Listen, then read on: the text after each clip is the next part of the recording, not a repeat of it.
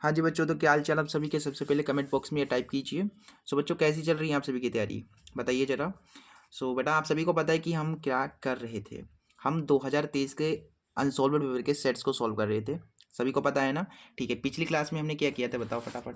पिछली क्लास में हमने 2023 का जो सेट 5 है, ठीक है, जो सेट 5 जेड जेड है, उसके सभी ऑब्जेक्टिव्स और इसके सभी क्वेश्चंस, जो भी इंपॉर्टेंट क्वेश्चंस है उनको भी मैं बताते जा रहा था। ठीक है, तो जो सभी सारे के सारे क्वेश्चंस हमने आपको बताए थे। ठीक है, इस क्लास में बहुत ही ज़्यादा इंपॉर्टेंट क्वेश्चंस करने वाले हैं। जो ऑब्जेक्टिव्स कराएंगे हूबहू बहू वैसे ही ऑब्जेक्टिव्स आपको आपके बोर्ड एग्जाम में देखने को मिलेंगे।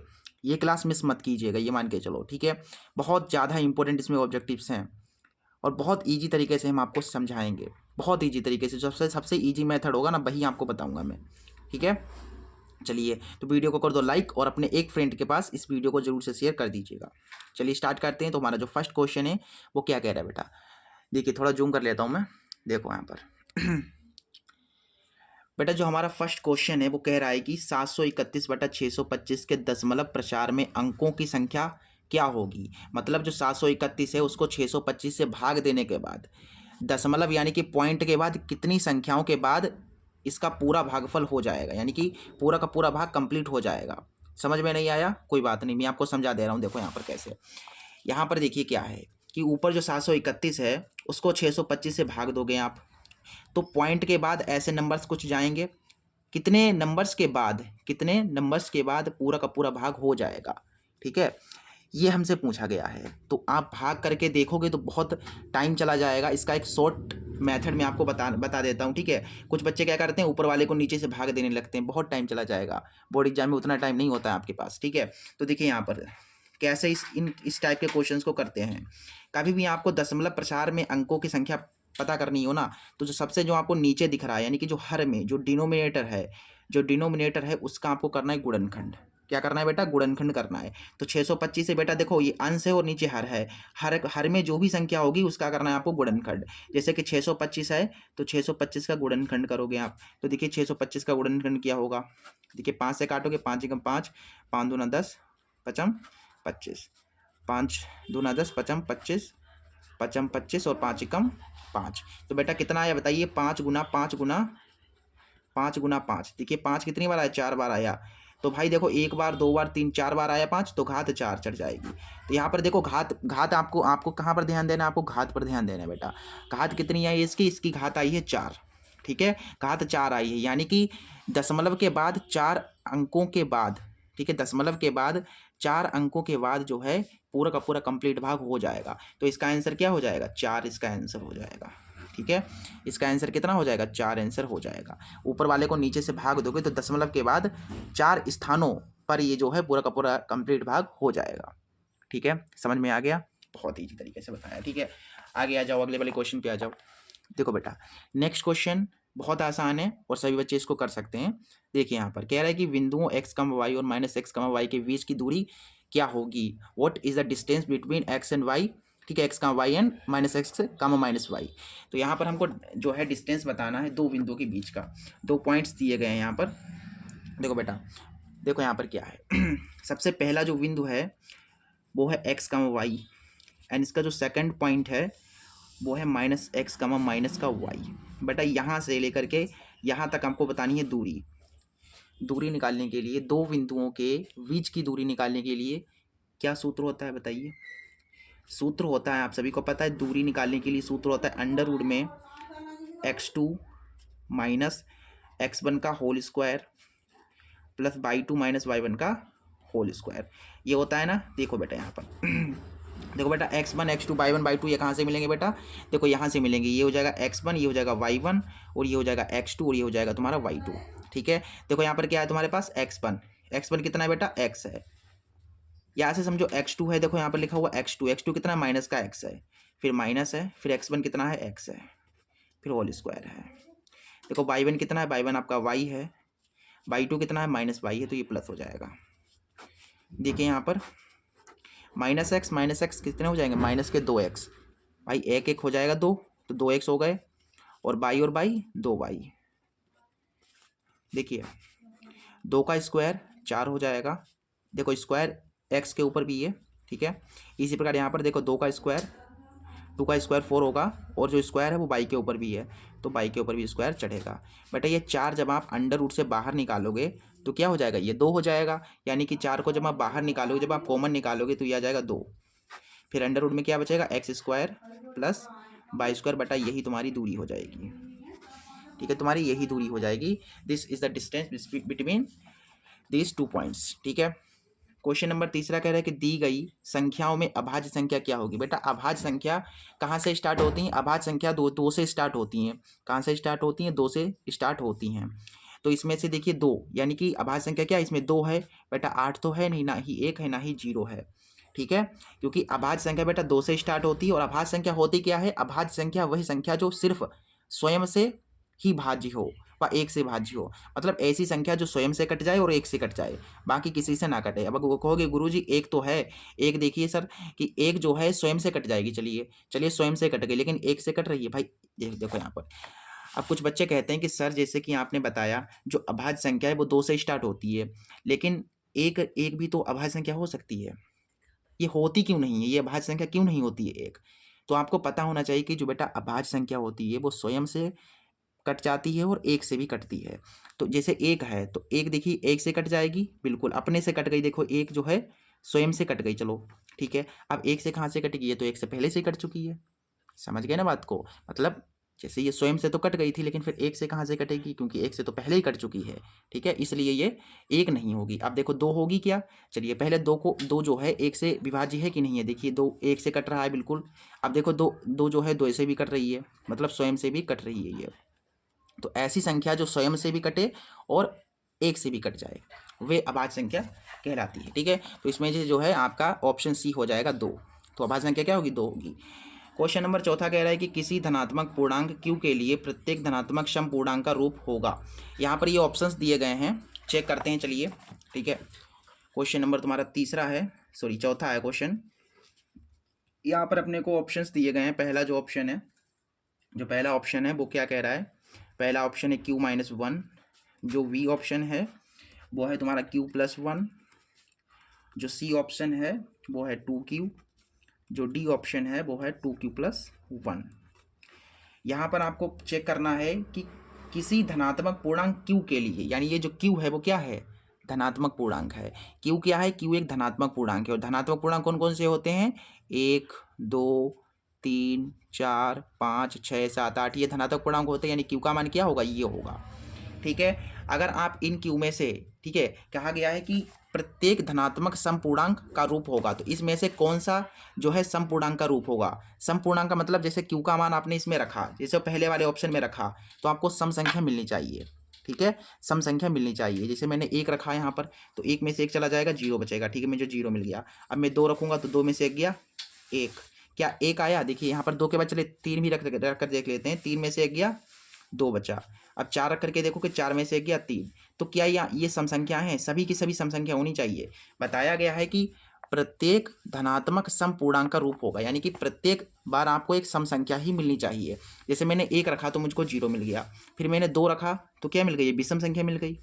ये विषम संख्या मिल गई, इसमें तो विषम आ गई, हमको तो सम चाहिए, यानी ये वाला ऑप्शन गलत है। अब यहाँ पर फिर से इस वाले ऑप्शन में रख करके देख लो, क्यू का मान पहले 1 रखोगे तो 1 और 1 क्या हो जाएगा, यहाँ पर 2 हो जाएगा। फिर आप 2 रखोगे तो 2 और 1 3 हो जाएगा। फिर क्यू की जगह पर 3 रखोगे, 3 और 1 4 हो जाएगा। 4 रखोगे, 4 और 1 5 हो जाएगा। ठीक है, ठीक है, तो ये तुम्हारे पास आ रहा है। जैसे मैंने पहले 1 रखा तो 2 हो गया, फिर मैंने इसमें 2 रखा तो 3 हो गया। अब बताइए क्या ये सभी की सभी, क्या ये सभी की सभी सम संख्या हैं। ये भी सम संख्या है, ये भी सम संख्या, लेकिन ये तो विषम है। हमको विषम तो नहीं चाहिए, हमको तो प्रत्येक सम संख्या ही चाहिए। तो ये वाला भी ऑप्शन गलत है, यानी ये भी प्रत्येक जो है, ये भी जो है सम संख्या का रूप नहीं होगा, संपूर्णांक का रूप नहीं होगा। इसके बाद ऑप्शन सी पर चेक करते हैं। क्यू की जगह पर पहले इसमें 1 रख करके देखिए, क्यू की जगह पर 1 रखोगे तो 2 गुना 1 यानी 2 हो जाएगा। फिर 2 रखोगे तो 4 आएगा। फिर 3 रखोगे तो 6 आएगा। 4 रखोगे तो 8 आएगा। 5 रखोगे 10 आएगा। देखो हर बार आपको क्या मिल रहा है, हर बार आपको जो है एक सम संख्या मिल रही है, हर बार आपको एक सम संख्या मिल रही है। देखिए, यानी ऑप्शन सी बिल्कुल करेक्ट है। इसमें रखोगे तो इसमें भी आपको एक सम संख्या नहीं मिलेगी, तो ऑप्शन केवल सी सही हो जाएगा। ठीक है, option number C is the right answer. ठीक है, option C would be the right answer. ठीक है, एक शॉर्ट ट्रिक मैं आपको बता देता हूँ बेटा। अगर देखो जो सम संख्या होती है वो हमेशा 2 ठीक है, 2 का गुणांक होती है, ठीक है, 2 उसका कोफिशिएंट होता जरूर है, ठीक है। जैसे यहाँ पर क्यू है, कोई भी धनात्मक पूर्णांक हो, अगर उसका गुणांक 2 है तो 100% समसंख्या होगी, ठीक है। चलो क्वेश्चन नंबर 5वें पे आ जाओ। क्वेश्चन नंबर 5 में कह रहा है कि यदि साइन ए प्लस बी बराबर √3/2 और कोस ए माइनस बी बराबर √3/2 है, जहाँ ए और बी का मान, अच्छा, ए और बी का मान आपको बताना है यहाँ पर, ये चीज़ें हमको दी गई हैं यहाँ पर, ठीक है। देखिए ये भी आसान क्वेश्चन है। क्वेश्चन नंबर 5वां, यहाँ पर अपने को दे रखा है साइन ए प्लस वी बराबर √3/2 है। इसको थोड़ा सा सरल कर लो, ठीक है। देखो साइन है, इसको एज इट इज़ रहने दो, ए प्लस बी को भी एज इट इज़ रहने दो। बेटा साइन में √3/2 किसका मान होता है? साइन में √3/2 किसका मान होता है? ये होता है तुम्हारा साइन 60 डिग्री का मान। तो साइन से साइन कैंसिल हो गया, यानी ए प्लस बी बराबर अपने को मिल गया 60। ये बन गई तुम्हारी समीकरण पहली। इसी प्रकार से आपको और कुछ दे रखा है इसमें, देखिए कोस ए माइनस बी बराबर दिया गया है √3/2, तथा क्या दे रखा है हमें, तथा हमें दे रखा है यहाँ पर कोस ए माइनस बी बराबर भी जो है √3/2 है। अब देखिए जैसे इसको सॉल्व किया वैसे इसको भी सॉल्व कर दो और एक रेखीय समीकरण बना लो। अब बताओ कोस में √3/2 किसका मान होता है? ये होता है कोस 30 का मान। कोस से कोस कैंसिल आउट, तो ए माइनस बी बराबर आ गया 30 डिग्री।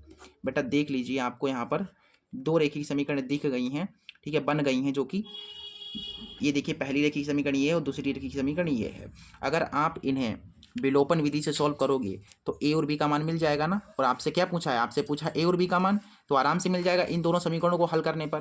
चलिए इनको हल करते हैं, ठीक है। देखो यहाँ पर देखो बेटा यहाँ पर ऐसा करिए, ऐसा कीजिए, समीकरण 1 और समीकरण 2 को जोड़ दीजिए। Adding equation number 1 plus equation number 2। देखिए फर्स्ट क्या है, ए प्लस बी बराबर 60 है, एंड सेकंड तुम्हारे पास है ए माइनस बी बराबर 30। ऐड कर रहे हैं तो ये कैंसिल आउट हो जाएगा, ए हो जाएगा 2a, 60 में 30 जोड़ोगे तो 90 हो जाएगा। काटने पर 2 चौको 8, 2 पंचे 10, यानी ए का मान आपको मिल जाएगा यहाँ से 45, ठीक है। इसी प्रकार ए का मान आप जो है समीकरण फर्स्ट या सेकंड किसी में भी रख दो, बी का मान मिल जाएगा। क्या करेंगे अब हम मान रखेंगे समीकरण फर्स्ट में, चलिए रख देते हैं यहाँ पर, ठीक है। समीकरण फर्स्ट में जो है ए का मान रखने पर, समीकरण फर्स्ट तुम्हारे पास है ए प्लस बी बराबर 60। ए के स्थान पर 45 रखना है क्योंकि हमने निकाल रखा है ये पहले से ही, तो यहाँ से अपने को वी का मान जो है मिल जाएगा।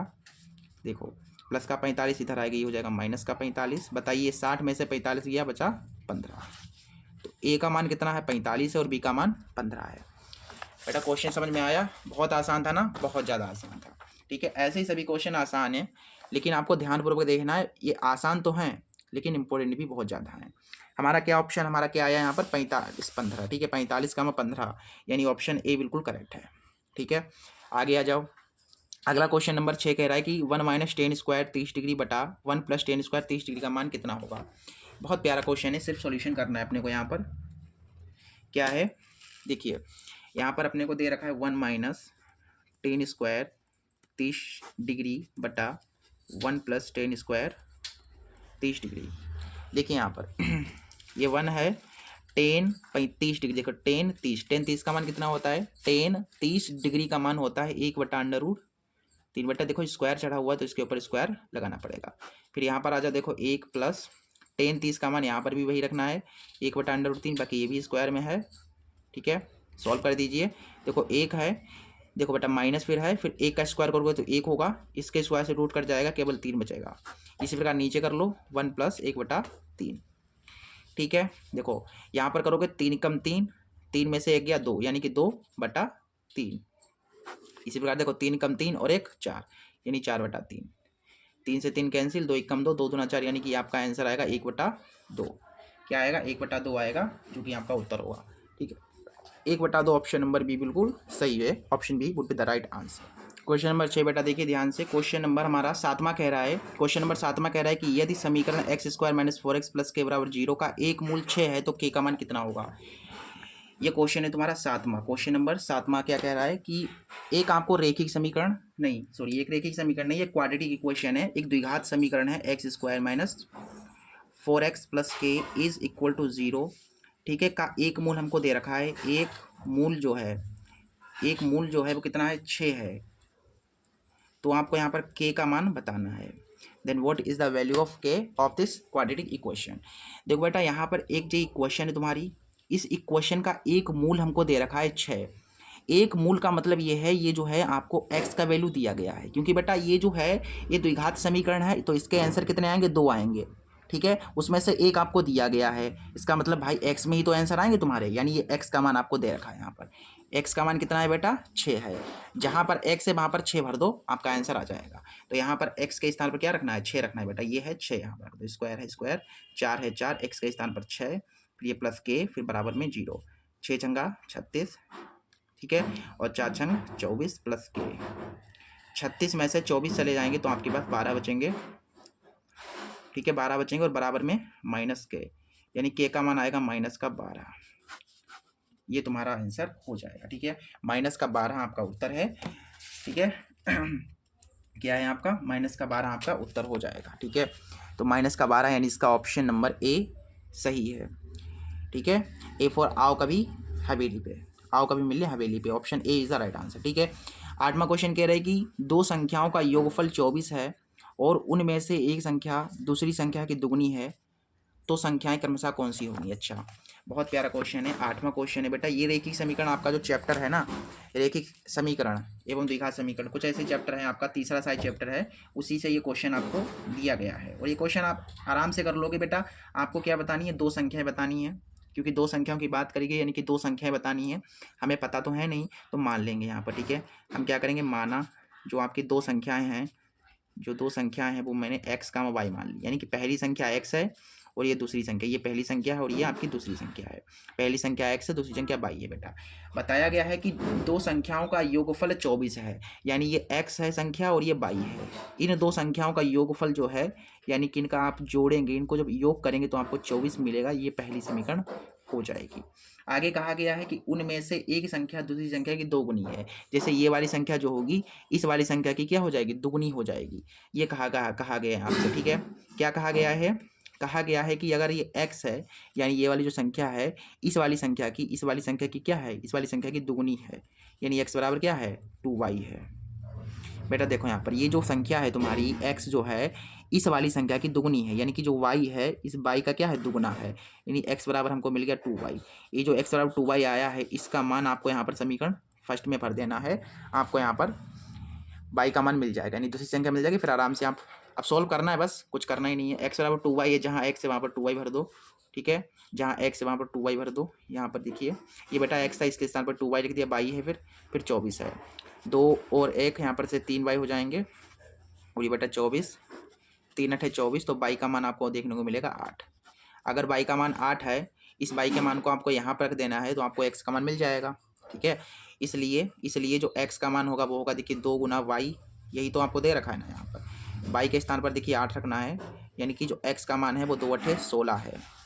बेटा x देखो, x का मान क्या हो जाएगा, 16 हो जाएगा, और y का मान आपका 8 हो जाएगा, यानी कि 16 का मान 8 आपका उत्तर हो जाएगा। 16 का मान 8, यानी कि इसका ऑप्शन नंबर A4 आओ कभी हवेली पे। ठीक है, ये सही हो जाएगा।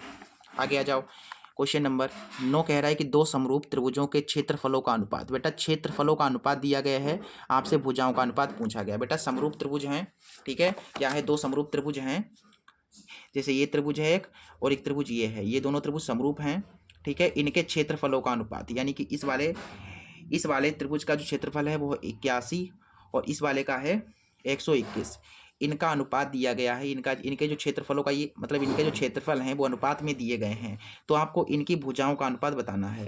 बेटा कभी इस टाइप से क्वेश्चन आता है, आपको क्षेत्रफलों का अनुपात दिया जाए और भुजाओं का अनुपात पूछा जाए, तो ये जो है इसका आपको कर देना है रूट।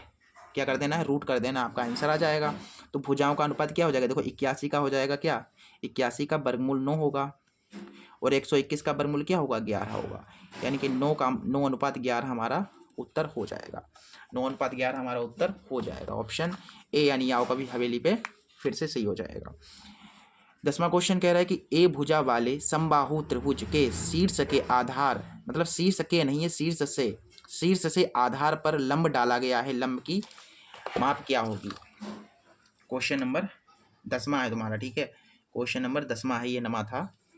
क्वेश्चन नंबर 10वां क्या कह रहा है बेटा, एक समबाहु त्रिभुज है जिसकी भुजा ए है, यानी कि मान लेता हूँ ये तुम्हारे पास एक त्रिभुज है, ठीक है। ये त्रिभुज कैसा है? समबाहु है। समबाहु इसका मतलब ये है कि इसकी सभी भुजाएं समान होंगी। समबाहु यानी सभी भुजाएं समान होंगी। बताया गया है कि इसकी भुजा ए, इसकी जो भुजा है वो ए है, यानी कि अगर ये ए है तो इसकी सभी भुजाएं तो बराबर हैं, इसका मतलब ये भी ए होगी और ये वाली भी ए ही भुजा होगी।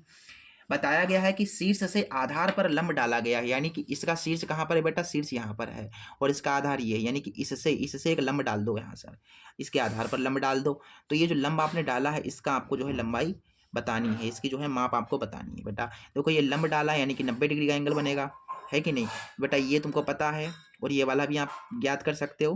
क्योंकि ये पूरा का पूरा कितना है? ए है, यानी ये क्या होगा? आधा होगा, यानी a/2 होगा फिर। ठीक है भाई, ये पूरा ए है और आपको पता है ये लंब है, ये बराबर 2 भागों में काटेगा। देखो ये पूरा ए है तो ये आधा आधा ए यू होगा, आधा ये ए यू होगा, मतलब पूरा जोड़ दोगे तो क्या हो जाएगा? पूरा ए हो जाएगा। भाई समझो बात को, ये पूरा ए है तो इसका मतलब ये आधा होगा, तो ए का आधा कर दोगे, यानी कि ये होगा तुम्हारा a/2। ठीक, अब देखो यहाँ पर बेटा ये कर्ण आपको पता है, ये आधार आपको पता है, लंब आप आराम से निकाल सकते हो। ठीक है, तो लंब कैसे निकलेगा? पाइथागोरस लगाओ यहाँ पर। पाइथागोरस लगाओगे तो पाइथागोरस कहती है कि हाइपोटेनस का स्क्वायर यानी कि कर्ण का स्क्वायर बराबर होगा लंब का स्क्वायर। लंब तुम्हारा लंब ही लिख लेता हूँ मैं, लंब का स्क्वायर प्लस आधार का स्क्वायर। आधार तुम्हारा a/2 है, इसका स्क्वायर सॉल्व कीजिए। a का स्क्वायर प्लस का इधर आएगा, ये माइनस का हो जाएगा। बेटा देखो स्क्वायर जो है a के ऊपर भी है और 2 के ऊपर भी है, तो 2 का स्क्वायर 4 होगा, बराबर में तुम्हारा लंब का स्क्वायर। देखो 4a² हो जाएगा यहाँ पर से, कि 4 की इधर गुणा होगी, 1 की इधर गुणा होगी, 1 की गुणा होगी तो सेम ही रहेगा, फिर आमने सामने हो जाएगी। 4 एकम 4 बराबर में लंब का स्क्वायर। 4a में से 1 चला गया तो 3a² बचा और बटा में 4 है, और यहाँ से तुम्हारे पास लंब का स्क्वायर। स्क्वायर हटा लोगे तो इसके ऊपर रूट लग जाएगा, तो इसके ऊपर रूट लगा है। देखिए रूट किसके किसके ऊपर लगा है? वो देखो 3 के ऊपर भी रूट लगा है। फिर ये रूट है इस a² जो है a² इसके ऊपर भी लगा हुआ है, इसके स्क्वायर से रूट कर जाएगा, केवल a बचेगा। फिर ये रूट जो है इस 4 के ऊपर भी लगा है। 4 का मतलब यहाँ पर 2 होगा, इसको सॉल्व करोगे ना तो बेटा 2 ही तो आएगा, इसका मतलब ये तुम्हारा हो जाएगा आंसर। √3/2 गुना a, ये तुम्हारा हो जाएगा लंब, यानी कि जो लंब की माप होगी वो ये होगी तुम्हारी √3/2। ये वाला ऑप्शन नंबर A फॉर आओ कभी मिलने हवेली पर सही हो जाएगा। ठीक है, क्वेश्चन नंबर 11 कह रहा है कि 1/2 सेंटीमीटर व्यास वाले किसी ठोस अर्धगोले का संपूर्ण पृष्ठीय क्षेत्रफल क्या होगा? क्वेश्चन नंबर 11 है। देखो यहाँ पर बेटा ये क्वेश्चन हो जाएगा, यहाँ पर देख लो क्वेश्चन नंबर 11 बेटा यहीं पर हो जाएगा। कहा गया है कि आपको क्या निकालना है? आपको निकालना है यहाँ पर अर्धगोले का संपूर्ण पृष्ठीय क्षेत्रफल। बताइए क्या होता है? अर्धगोले का संपूर्ण पृष्ठीय क्षेत्रफल होता है 2πr²। बताया गया है कि ये जो अर्धगोला है इसका व्यास कितना है? 1/2 सेंटीमीटर है। व्यास कितना दिया गया है बताइए फटाफट? व्यास आपको दिया गया है 1/2, तो भाई इसकी त्रिज्या क्या होगी? 1/2 को आधा कर दो, आधा करने के लिए 2 से भाग करना पड़ेगा, इसकी गुणा इधर हो जाएगी, यानी कि r हो जाएगा 1/2 का 2 से करोगे 4, यानी त्रिज्या इसकी हो जाएगी 1/4। तो बेटा यहाँ पर जो त्रिज्या होगी वो वहाँ पर जो है r होगा, जो वो 1/4 होगा। तो ये देखिए यहाँ पर से 2 है, ठीक है, फिर ये पाई है, फिर r के स्थान पर कितना रखना है? 1/4 रखना है, क्योंकि भाई त्रिज्या अगर व्यास 1/2 है बेटा, अगर इसका डायमीटर 1/2 है तो इसकी जो रेडियस होगी वो 1/4 होगी, फिर है कि नहीं? तो 1/4² है तो लगा दो। फिर देखो यहाँ पर 2 पाई, फिर गुणा 1 का स्क्वायर 1 होगा, 4 का स्क्वायर 16 होगा, कट जाएगा 2 8 16, यानी कि π/8 आपका उत्तर हो जाएगा। π/8 हमारा ऑप्शन कहाँ पर है भाई? ये वाला ऑप्शन नंबर A आओ कभी हवेली पे सही हो जाएगा। ठीक है, ये वाला ऑप्शन तुम्हारा सही है। 12वां क्वेश्चन कह रहा है कि 6 सेंटीमीटर त्रिज्या वाले वृत्त का एक चाप केंद्र पर 60 डिग्री का कोण बनाती है। त्रिज्यखंड का आपको क्षेत्रफल बताना है। क्या बताना है बेटा? यहाँ पर आपको यहाँ पर त्रिज्यखंड का क्षेत्रफल बताना है। क्या बताना है आपको यहाँ पर?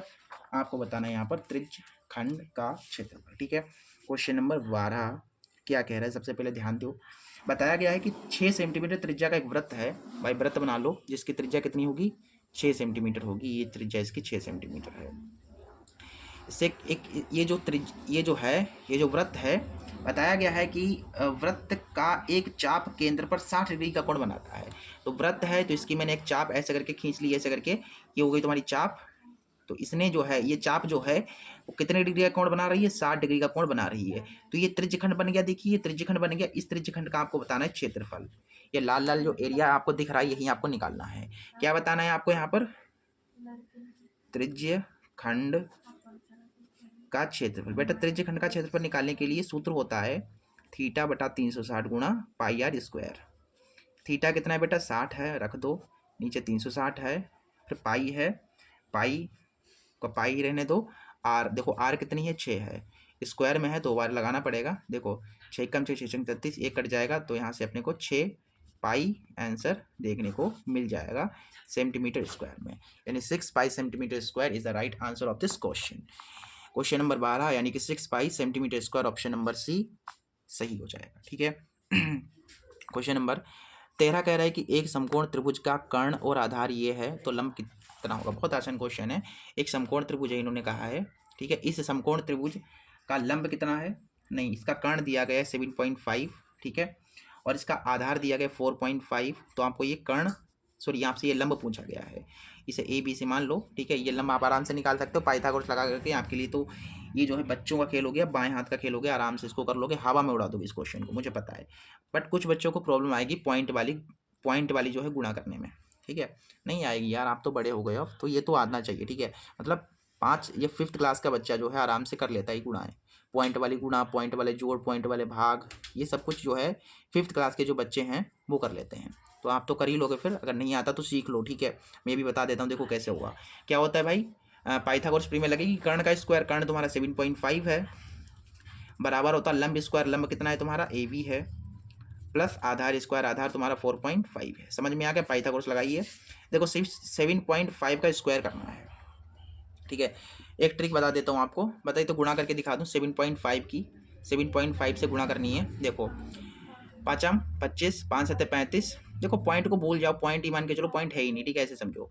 5 25 और 5 7 35, 36 37 हो जाएंगे, फिर 7 5 35 हो जाएंगे, 7 7 49, 49 में 3 जोड़ोगे 52, फिर 5 7 5 12, 3 2 5 और 1 6।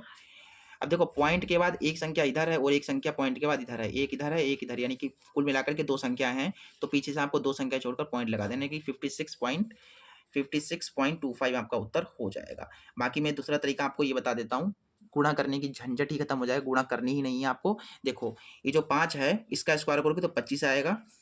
7 के आगे कौन आता है, 7 के आगे गुरुजी 8 आता है, फिर इनके गुणा करा दो, ठीक है। 7 के आगे कौन है, 7 के आगे 8 है, तो 7 की 8 से गुणा कराओगे तो 7 8 56 हो गया। ऐसे यहाँ पर हो जाएगा, देखो ए बी स्क्वायर, इसकी गुणा नहीं करानी है, देखिए इसमें गुणा कराने का झंझट ही खत्म है। ट्रिक बता दे रहा हूँ, देखो पॉइंट है तो पॉइंट लगा दो, 5 का स्क्वायर 25, 4 के आगे कौन होता है, 5 होता है, तो 4 की 5 से गुणा कराओगे 4 पंचे 20, ठीक है बेटा। इसके बाद देखो यहाँ पर ये 56.25 है ना बेटा, ये प्लस का है तो इधर आएगा काहे का हो जाएगा, माइनस का हो जाएगा बेटा, ठीक है। और बराबर में तुम्हारे पास ए बी स्क्वायर बचेगा बेटा। ये तो पूरा का पूरा देखो 56 में से ये कट गया, ठीक है, 56 में से 20 चला गया तो आपके पास बचा 36, और इधर तुम्हारा ए बी का स्क्वायर हटा लोगे तो 36 के ऊपर रूट लग जाएगा। सो अपने को यहाँ से देखो 36 का वर्गमूल 6, यानी कि जो ए बी होगा, जो लंब होगा वो कितना होगा, 6 सेंटीमीटर हो जाएगा तुम्हारा, ठीक है। 6 हो जाएगा तुम्हारा उत्तर, क्या हो जाएगा तुम्हारा उत्तर, 6 हो जाएगा तुम्हारा उत्तर, 6 centimetre, option number B is the right answer, ठीक है। क्वेश्चन नंबर 14 कह रहे हैं कि समबाहु त्रिभुज ए बी सी में भुजा ए बी की मध्य का सी डी है, सी डी स्क्वायर का मान क्या होगा। बहुत प्यारा क्वेश्चन है बेटा, ये बहुत इंपॉर्टेंट क्वेश्चन है, बहुत इंपॉर्टेंट क्वेश्चन है, याद कर लो, मतलब दिमाग में डाल लो, ये मोस्ट इंपॉर्टेंट क्वेश्चन है हर बोर्ड एग्जाम के लिए, ठीक है, हर ईयर के लिए, किसी भी ईयर में आप पेपर दें, ये तो क्वेश्चन बहुत प्यारा क्वेश्चन है, ठीक है। कई बार बोर्ड एग्जाम में ये क्वेश्चन पूछा गया है और पूछा जाता रहेगा। कहा गया है कि समबाहु त्रिभुज ए बी सी है, एक समबाहु है, समबाहु त्रिभुज है, ए बी सी है, कहा गया है ए बी सी है। बताया गया है कि ए बी सी है जहाँ ए बी की मध्यिका सी डी, ए बी की मध्यिका सी डी, यानी ये ए बी है, इसकी मध्यिका क्या है, सी डी है, ठीक है। सी डी एक मध्यिका है, सॉरी यहाँ पर क्या है भाई, क्वेश्चन कह रहे हैं समबाहु त्रिभुज ए बी सी में भुजा ए बी की मध्यिका सी डी है। अच्छा ए बी कहाँ पर है भाई, ए बी ये है, तो इसकी मध्यिका कहाँ पर होगी, इसकी मध्यिका यहाँ पर होगी, और ये सी है, ठीक है। तो यहाँ पर हो जाएगा डी, यानी ए बी की मध्य का आप देख सकते हैं क्या हो गया, सी डी हो गया। तो आपको ये सी डी की जो है मान आपको बताना है, यहाँ पर क्या बताना है आपको, सी डी स्क्वायर का मान कितना होगा। ऐसे बना सकते हैं आप डायग्राम, चाहे तो इसको थोड़ा सा, अगर ये आपको कॉम्प्लिकेटेड आपके लिए लग सकता है तो इसको मैं थोड़ा और तरीके से बना देता हूँ, मतलब है तो इसी टाइप से, लेकिन इनके नाम में अलग अलग थोड़ा दे देता हूँ, ठीक है, जिससे आसानी रहे समझने में। ये थोड़ा आकृति आपको कन्फ्यूज कर सकती है, इसलिए मैं इसको थोड़ा ऐसे बना दे रहा हूँ। ए इधर कर दूंगा मैं, इधर वी कर दूंगा, उधर सी कर दूंगा। ये सी है तो इधर से मैं डाल दूंगा, तो ये हो जाएगा तुम्हारा डी। अब देखो ये आकृति देखी देखी लग रही है, थोड़ी नई आकृति लग रही है, तो इसको मत बनाओ, ये बना लो ऐसे करके, ठीक है। तो ए बी सी देखिए क्या है, ए बी सी एक समबाहु त्रिभुज है। ए बी की मध्य का सी डी है भाई, ए बी ये था, इसकी मध्य का मैंने देखो ये सी डी हो गई, ये सी डी मध्य का हो गई। आपको सी डी ये जो है इसका स्क्वायर करने पर क्या होगा, मतलब ये जो सी डी है इसका स्क्वायर करने पर क्या आएगा वो आपको बताना है, सी डी का स्क्वायर क्या होगा बेटा, ठीक है। आपको सबसे पहले तो ये चीज़ पता है, ये क्या है, ये समबाहु त्रिभुज है, इसका मतलब इसकी सभी भुजाएं बराबर होंगी, यानी कि ये ए सी बराबर बी सी बराबर ए बी होगा।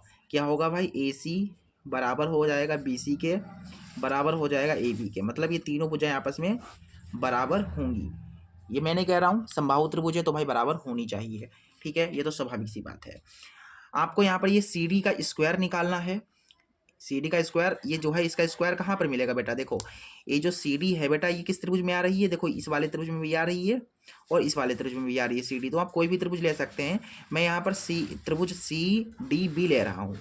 आप ये वाला भी ले सकते हैं, सी डी ए बी ले सकते हैं, दोनों में एक जैसा ही करना है, ठीक है, कोई भी ले लो, आंसर मतलब आ जाएगा, ऐसी कोई बात नहीं है। देखो सी डी बी ले रहा हूँ मैं, क्या कर रहा हूँ यहाँ पर, त्रिभुज जो है सी डी वी में, इस वाले त्रिभुज में बेटा देखो स्क्वायर में चाहिए तो बेटा स्क्वायर में तो पाइथागोरस लगाने पर ही मिलेगा, ठीक है। तो ये बाकी ये समकोण त्रिभुज है, समकोण त्रिभुज है तो पाइथागोरस हम लगा सकते हैं यहाँ पर। पाइथागोरस कहते हैं कि कर्ण का स्क्वायर, तो भाई इसमें कर्ण क्या है, 90 डिग्री सामने वाला ये कर्ण है, तो कर्ण तुम्हारा क्या है यहाँ पर, वीसी है। कर्ण का स्क्वायर बराबर होता है क्या, लंब का स्क्वायर, लंब तुम्हारा सी डी है यानी सी डी स्क्वायर, फिर प्लस होता है आधार स्क्वायर, आधार तुम्हारा यहाँ पर वी डी है, ठीक है। यहाँ तक कोई समस्या, देखो सी डी स्क्वायर चाहिए तो यहाँ से अपने को मिल गया, सी डी स्क्वायर बराबर ये देखिए वी सी स्क्वायर, ये प्लस का इधर आएगा, ये जगह माइनस का, ठीक है। लेकिन क्या ये सी डी स्क्वायर बराबर इतना दिया गया है, क्या ये इतना दिया गया है, देखते हैं। सी डी स्क्वायर बराबर देखो बेटा यहाँ पर ये ए बी में सबको दिया गया है, सब कुछ ए बी में दिया गया है। देखो 1/2 ए बी स्क्वायर, तो मतलब ये नहीं चाहिए, इसको थोड़ा और सरल करके ए बी में इसको बनाओ, ठीक है, इसको ए बी में बनाओ। तो ए बी में कैसे बना सकते हो भाई, ए बी में कैसे बना सकते हो, सबसे पहला काम आप कर सकते हो, ये बी सी जो है, इस बी सी के स्थान पर देखो, बी सी के स्थान पर आप ए बी लिख सकते हो, है कि नहीं। तो यहाँ पर से देखिए सी डी स्क्वायर, इस बी सी के स्थान पर मैं क्या लिख दूंगा, ए बी लिख दूंगा, क्योंकि भाई बराबर है, बी सी ए बी के बराबर है। फिर यहाँ से बी डी है। अब बेटा देखो बी डी को भी ए बी में ही कुछ ऐसा करके कुछ आपको ऐसा करना है कि ये ए बी में हो जाए बेटा। तो ये देखो बी डी ए बी में कैसे होगा बेटा, यहाँ से देखो ये बी डी है और ये पूरा का पूरा ए बी है। अगर ये पूरा ए बी है तो ये बी डी आपको कब मिलेगा भाई, आपको पता है कि ये लंब है, ये पूरा का पूरा तो आधा आधा काट रहा है, इसके समद्विभाजित कर रहा है। इसका मतलब ये वाला जो बी डी ए जो ए डी है वो इस बी डी के बराबर है। तो ये बी डी कब मिलेगा आपको, जब आप इस ए बी को आधा कर दोगे। जब ए बी को आप आधा कर दोगे तो ये बी डी मिल जाएगा। जैसे ये पूरा 8 है तो ये कितना होगा, 4 होगा। आधा किया यानी 8 को आपने आधा किया। तो इसी प्रकार अगर ये ए बी है तो ए बी का आधा ये हो जाएगा, यानी कि ये जो बी डी है बेटा, ये जो वी डी है वो आपको कब मिलेगा, जब आप इस ए बी को आधा कर दोगे तब, ठीक है। देखो इसलिए हम क्या करेंगे, इस वी डी के स्थान पर ए बी बटा 2 लिख देंगे। देखिए ये भी ए बी में हो गया, अब हमारा आंसर आ गया, ठीक है। सॉल्व कर दो, आंसर आ गया। देखो सी डी स्क्वायर बराबर, देखो यहाँ से क्या है, ए बी स्क्वायर है, ए बी जो है इसके देखो स्क्वायर जो है ए बी के ऊपर भी लगा हुआ है और इस 2 के ऊपर भी लगा हुआ है, तो 2 का स्क्वायर करोगे तो 4 आएगा, ठीक है।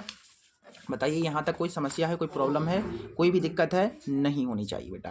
देखो यहाँ से सी डी स्क्वायर मिल गया अपने को, सी डी स्क्वायर बराबर देखो ए बी स्क्वायर, 4 से इधर गुणा होगी, यानी कि 4 ए बी स्क्वायर में से 1 ए बी स्क्वायर चला जाएगा, तो यहाँ से 3 ए बी स्क्वायर बचेगा और बटा में 4, यानी कि देखिए 3/4 और ये क्या है ए बी स्क्वायर, ये तुम्हारा आ गया आंसर, ठीक है। ये तुम्हारा हो जाएगा आंसर, 3/4 ए बी स्क्वायर आपका उत्तर हो जाएगा। बताइए यहाँ पर से कौन सा ऑप्शन इसका सही है, option B for Bahubali is the right answer, ठीक है। B for Bahubali is the right answer.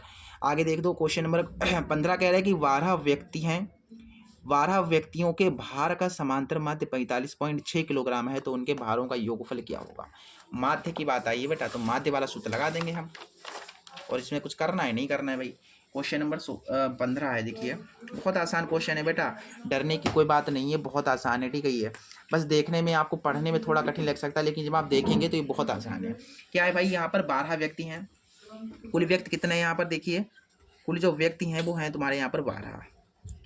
कुल व्यक्ति यहाँ पर 12 हैं। बताया गया है कि इनका समांतर माध्य, ये जो 12 व्यक्ति हैं, इन 12 व्यक्तियों का जो माध्य है वो है यहाँ पर 45.6 किलोग्राम। ठीक है, इनका जो माध्य है वो इतना है। तो आपको इन इन व्यक्तियों के भारों का योगफल बताना है। क्या बताना है, तो आपको यहाँ पर बताना है व्यक्ति जो हैं ये तुम्हारे, ये जो व्यक्ति हैं, व्यक्ति के जो है भारों का जो योगफल होगा वो क्या होगा, भारों का योग क्या होगा। ठीक है, what is the weight of some these persons. देखो यहाँ पर तो इनका वेट क्या होगा। ठीक है, इनका वेट क्या होगा ये आपको बताना है। इनके वेट का योगफल, सॉरी ये जो व्यक्ति हैं 12, इनके वजन का योगफल कितना होगा टोटल, ये बताना है तुमको बेटा।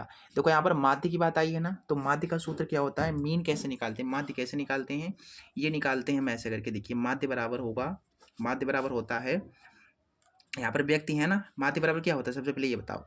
माध्य बराबर होता है आंकड़ों का योगफल बटा आंकड़ों की संख्या, यही तो होता है ना। बताइए, मैं कुछ अलग कह रहा हूँ ना, मैं यही आपको पढ़ा रहा हूँ इतने दिनों से कि भाई माध्य बराबर होता है आंकड़ों का योग बटा आंकड़ों की संख्या। तो माध्य कितना है बेटा, माध्य तुम्हारा 45.6 है बेटा। योग आपको बताना है, देखिए योग व्यक्तियों का योग बताना है। ठीक है, तो क्या बताना है आपको, भारों का योग बताना है। जो व्यक्ति हैं उनके भारों का योग आपको बताना है। और देखिए कुल संख्या कितनी है व्यक्तियों की, 12 है। इसकी गुणा इधर हो जाएगी तो आपको आंसर मिल जाएगा। देखो यहाँ पर इसकी गुणा इधर देखो, ये 45 पॉइंट क्या है तुम्हारा 6 है, 12 गुणा कर लेगा तो यहाँ से अपने को मिल जाएगा भारों का योग। पॉइंट काटने पर 10 हो जाएगा, मिल जाएगा यहाँ पर। और ये 2 पंचे 10, 2 छंग 12। ऐसा क्यों कर रहे हो भाई, 45 पॉइंट देखो, 45.6 की हमें क्या करानी है, 12 से गुणा करानी है। ठीक है, तो 5 छंग 72 हो जाएगा, यहाँ से हासिल में 7 चले गए, और 12 पंजे 60, 12 पंजे 60 हो गए, 60 में 7 जोड़ दो कुछ 67 हो गए, हासिल 6 हो गए, बच्चों को 48, 48 में 6 जोड़ देने हैं तो 54 हो जाएंगे, 6 यानी 54 हो जाएंगे, यानी कि 54 ये आ गया तुम्हारा आंसर। ठीक है, भारों का जो योग आया है वो तुम्हारा इतना केजी आ गया है। ठीक है, कितना आ गया है, 547.2 केजी। ठीक है बेटा, बताओ यहाँ तक कोई समस्या हुई, कोई प्रॉब्लम हुई, नहीं हुई ना, बहुत बढ़िया। 547.2 किलोग्राम, यानी कि इसका ऑप्शन सी सही हो जाएगा। C would be the right answer बेटा। ठीक है, C would be the right answer.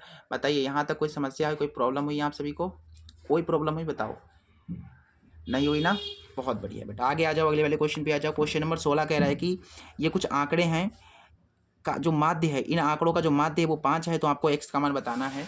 ये तो क्वेश्चन बहुत आसान है। देखिए 16 क्वेश्चन है, 16 नंबर क्वेश्चन कह रहा है कि आंकड़े दिए गए हैं 3, 4, 6, एक्स। इन आंकड़ों का जो माध्य है वो यहाँ पर है 5।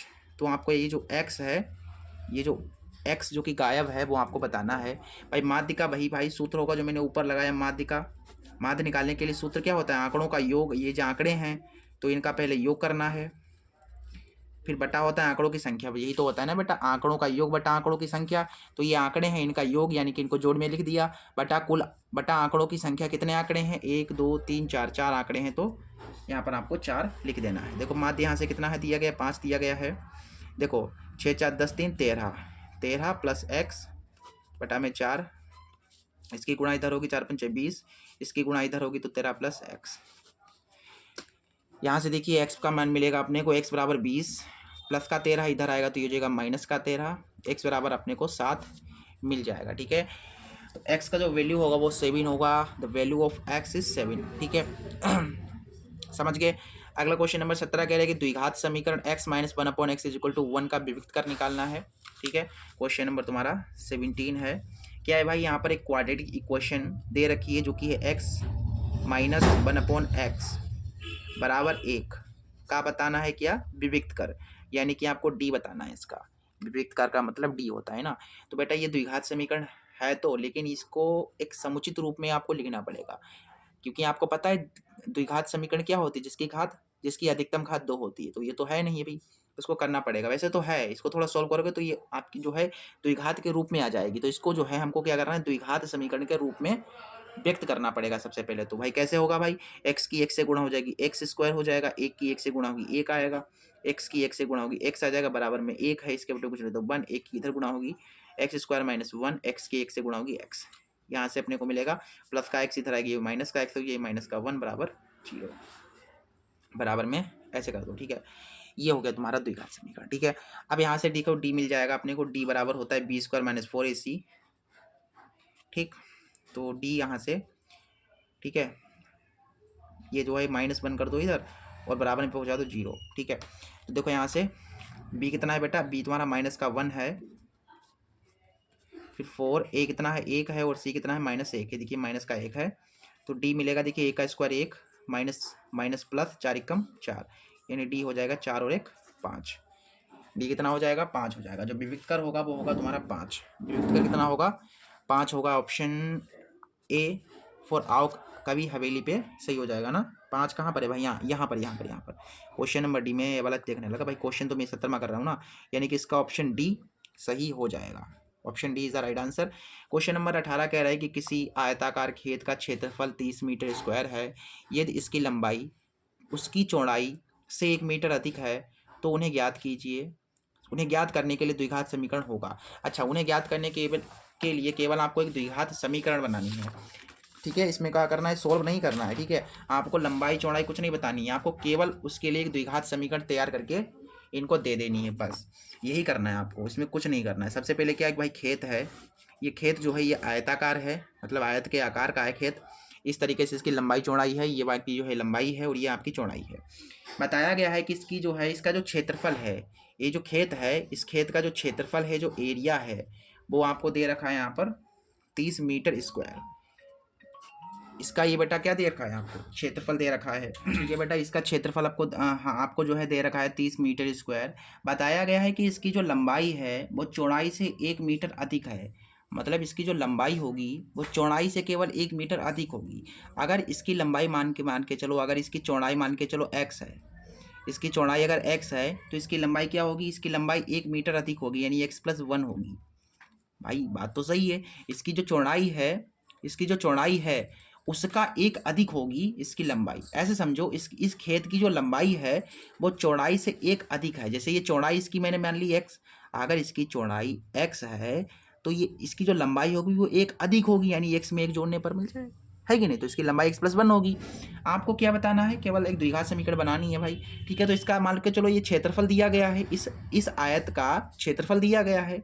क्या दिया गया आपको यहाँ पर, आयत का क्षेत्रफल दिया गया है, कितना दिया गया है 30। देखिए आयत का क्षेत्रफल कैसे निकालते हो आप निकालते हो लंबाई गुणा चौड़ाई और बराबर में 30 है। लंबाई कितनी है तुम्हारी, x + 1 है, और चौड़ाई कितनी है तुम्हारी x है, और ये 30। x की x से गुणा होगी x हो जाएगा, x की x से गुणा होगी तो x हो जाएगा, प्लस का 30 इधर आएगी हो जाएगा माइनस का 30 बराबर जीरो। ये तुम्हारा हो जाएगा आंसर। ठीक है, x² + x - 1 - 30, sorry x² + x - 30 would be the right answer.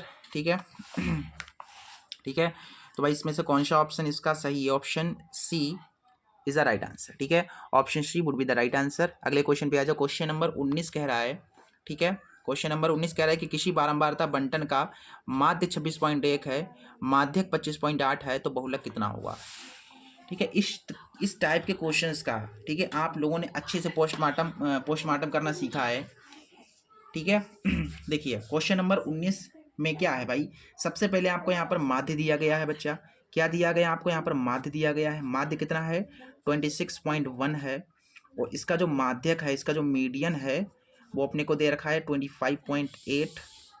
Then आपको यहाँ पर क्या निकालना है, आपको यहाँ पर निकालना है, क्या निकालना है, बहुलक निकालना है, यानी कि मोड आपको यहाँ पर बताना है क्या होगा। ठीक है, ये क्वेश्चन है तुम्हारा भाई। तो माध्यक और बहुलक में क्या संबंध होता है, आप सभी को पता है कि माध्यक बराबर 3 बहुलक बराबर क्या होता है, बहुलक बराबर 3 माध्यक - 2 माध्य। Mode is equal to 3 median minus 2 mean. ये होता है ना बहुलक बराबर 3 माध्यक माइनस 2 माध्य, यही तो होता है ना। देखिए यहाँ पर मोड निकालना है तो मोड यहाँ से अपने को मिल जाएगा, यानी बहुलक मिल जाएगा। मीडियन कितना है भाई 25.8 है, माध्य कितना है 26.1 है, गुणा कराने पर 3 × 24, 25 × 75 और 76 77 हो जाएंगे यहाँ पर, 2 × 1 = 2, ठीक है, और 26 × 2 = 52। यहाँ से अपने को मिलेगा 2.77 में से 52 चले गए तो आपके पास बचेंगे 8, 8 हो गए 60, ऐसे का डालो, 7 में से 2 गया 5, 25.2 आपका है जो है मोड हो जाएगा। द मोड ऑफ एस, यहाँ पर मोड कितना है बेटा, मोड तुम्हारा जो है वो 25.2 है, ठीक है। तो यहाँ पर जो मोड होगा, जो बहुलक होगा वो क्या होगा, वो होगा 25.2। 25.2 कहाँ पर है भाई, 25.2 option C is the right answer. अगला क्वेश्चन कह रहा है कि भाई कि 20वां क्वेश्चन कह रहा है कि केंद्रीय प्रवृत्ति की माप होगी। केंद्रीय प्रवृत्ति की माप क्या होती है बेटा, माध्य, माध्यक और बहुलक को केंद्रीय प्रवृत्ति की माप कहा जाता है। तो बेटा इसमें माध्य, माध्यक, बहुलक है, इसमें से माध्य भी नहीं है, माध्यक भी नहीं है, लेकिन बहुलक है, क्योंकि तीनों में से कोई भी होगा हम टिक लगा देंगे। तो बहुलक हमारा option D is the right answer, ठीक है, option D is the right answer. इस तरीके से आपको हमने बहुत अच्छे तरीके से, इजी तरीके से जो है सेट 6 ई है 2023 का जो कि है, इसके आपको ऑब्जेक्टिव्स करा दिए हैं। बाकी के जो क्वेश्चंस हैं, ठीक है, इसके जो विस्तृत उत्तरी क्वेश्चंस हैं 2 4 6 नंबर वाले ये जो क्वेश्चंस बच रहे हैं इसके, वो आपको हम करा देंगे नेक्स्ट क्लास में, ठीक है, अगली क्लास में हम करा देंगे, ठीक है। और ये सारे क्वेश्चंस बहुत इंपॉर्टेंट है, बहुत बहुत इंपॉर्टेंट है सभी क्वेश्चंस, ठीक है, तैयार करके जाना ही जाना है, ठीक है। तो बेटा कल की क्लास देखने के लिए चैनल को सब्सक्राइब कर लेना आप, ठीक है, जिससे कि अगर आपने अभी तक सब्सक्राइब नहीं किया बेटा तो सब्सक्राइब कर लो, ठीक है। अगर सब्सक्राइब कर लिया तो बहुत ही बढ़िया बात है, आपको तो जो है डेली क्लासेस मिलती ही रहेंगी। अगर नहीं किया है, ठीक है, अगर जिस बच्चे ने नहीं किया है वो सब्सक्राइब कर ले, ठीक है, जिससे कि क्लास जो है जब भी मैं डालूँ, जब भी क्लास आई इस चैनल पर आपको सबसे पहले नोटिफिकेशन पहुँच जाए। चलिए मिलते हैं अगले वीडियो में, तब तक के लिए नमस्ते, जय हिंद, जय भारत।